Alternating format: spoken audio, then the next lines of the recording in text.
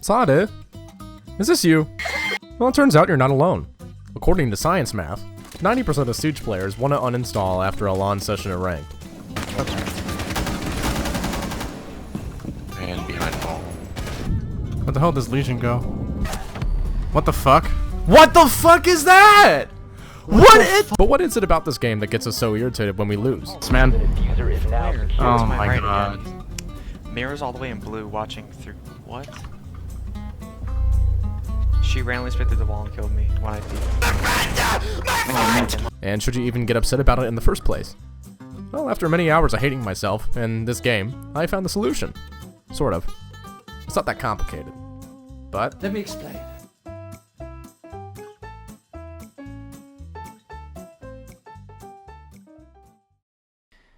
Three tips for players trying to improve from gold to plat. Okay, don't think about your rank. Rank doesn't mean fucking anything.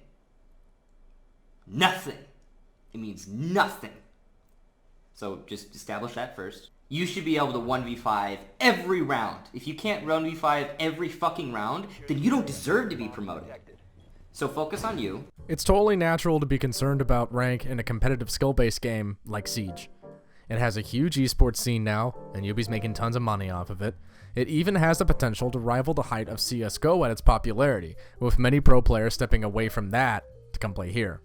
But I can tell you for a fact, as someone who has been playing this game since beta, albeit only somewhat casually up until Red Crow dropped, this game has changed drastically from what it used to be, especially in terms of its community and atmosphere.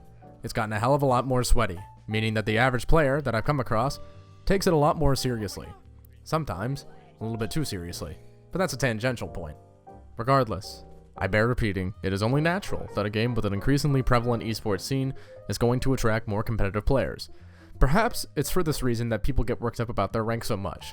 After all, if you're not in plat, you're obviously just trash at the game. Right? Been known by many names, but my true name... Here it is in simple terms. Unless you're easily above diamond, your rank doesn't fucking matter. Now, sweaty toxic kids will probably dispute this in the comments, calling into question my stats. But that statement doesn't just come from me. It actually comes from players like Kickstar, who you just met if you haven't already, that are much better than them, or me, or just about anyone watching this video. Ranked stats do not mean anything in this game. There are plenty of professional players with sub 1.0 KDs and terrible win-loss ratios. And they're fucking amazing players. There are so many things in this game outside of winning matches and getting kills. Too many things. Those skills are the skills that'll get you into Pro League. Your rank in Siege isn't really a measurement of skill, as much as it is a statistical percentage of your potential to win or lose a game versus somebody else's rank. A team of golds is more likely to lose a game to a team of plats. Likewise, a team of golds is more likely to win a game against a team of silvers. But rank doesn't measure a number of things. Your rank is not a measurement of your skill and game knowledge, your ability to be a team player, your attitude in game, or, most importantly probably, your potential to improve. Let's think about it for a second. Do you know how many Ashe Elemanes there are out there? They're literally a dime a dozen. Sure, they have aim. That certainly helps get kills. But do they know how to destroy bandits' batteries in the armory on border by bucking it out from below? Do they know any particularly rare drone spots like this one on Chalet? Do they even try to keep their drone in the prep phase? Do they even consider the thought of bringing a shotgun on defense not because of its kill potential, but because it's useful for setting up a site? Did they not play smoke because the shotgun is trash? If they don't know stuff like this, and they're toxic on top of it, they're what I call aim bros. What the fuck am I... Don't get me wrong, a couple of people on your team that have really good aim is great. But if nobody wants to anchor, and nobody wants to bring hard breach, good luck playing at a highly competitive level. This is a strategy game, just as much as it is a tactics game, and it's for that reason that they're getting rid of drop shotting and fast peeking.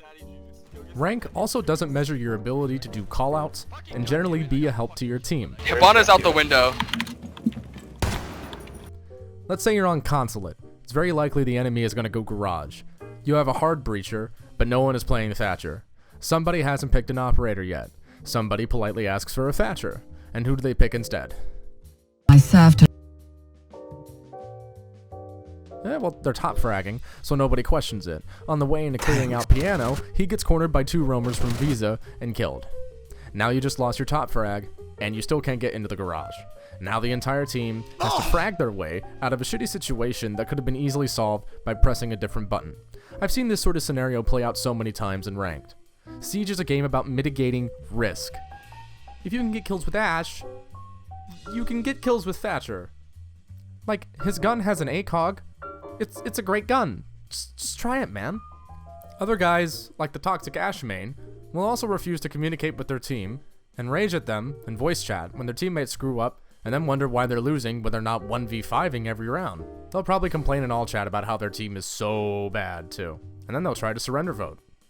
Rank doesn't quantify your ability to bring the right operators to the field or give accurate, timely callouts. Something the Toxic Ash main bro can do, but chooses not to. He will have a hard time finding a team that's going to put up with this shit. Which leads me to my next point. You can have aim and game knowledge, but if you have a shitty attitude, it's not really going to matter what your rank is. There's not a captain in the world that's going to deal with another angry CSGO bro. Because we just left that scene in part because of it, and we're not trying to relive that experience. I guarantee you that even if you're bottom fragging, but you're just doing your best, giving callouts, bringing the right operators, you're going to make more friends in this game, some of which can help you become a better player. There's nothing wrong with playing Rook when everyone else is playing roamers. Not to mention, playing operators like Rook can help teach you how to play the game a little bit better. Which brings me to my final point.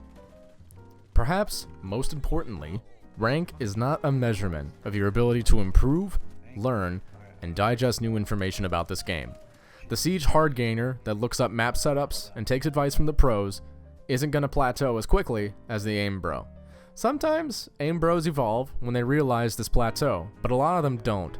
A lot of them you actually encounter in ranked every day. They're the guys incessantly talking shit on players with a third of the playtime as them. Three diamonds. I think a lot of people are way too hard on themselves in this game.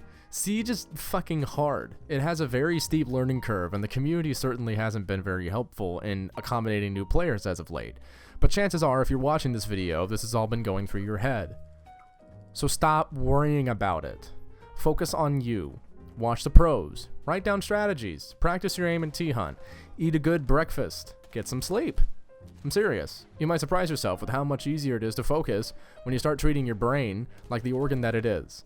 Think about it. If you get into strength training, you're not going to beat yourself up if you can't bench 200 on your first day, right? It's going to be the same sort of thing if you're going up against players with 3 times as much hours as you. What do you think's going to happen? You got to let it grow, my guy. And there's only one way to do that, and that's practice. Hit the mouse pad like you'd hit the weights. Your rank doesn't measure any of your ability to do that.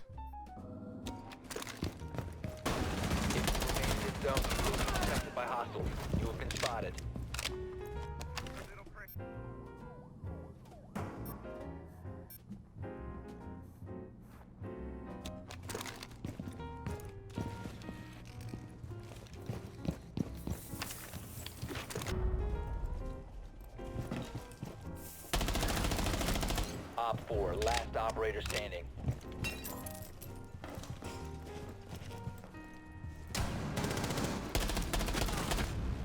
Op 4 eliminated. Mission success. And that's where I conclude. I hope you found this video helpful. I'll leave some resources that I found useful for my own personal improvement in Siege in the description. As for the next operator how-to, it's going to feature some characters that I think new players ought to give a better shot. I hope you liked the video. Be sure to give it a thumbs up if you liked it. Share it with your friends. It really does go a long way. And I will see you all live at 5 Eastern Standard Time tomorrow. Yeah, this is America. Despacito! Deuces.